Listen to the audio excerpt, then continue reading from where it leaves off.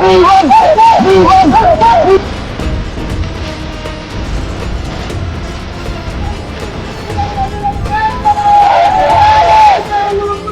నాన్నగారు ఒక మాజీ సిపాయి. మేము ఉమ్మడి ఆస్తిలో ఉంటున్నాము.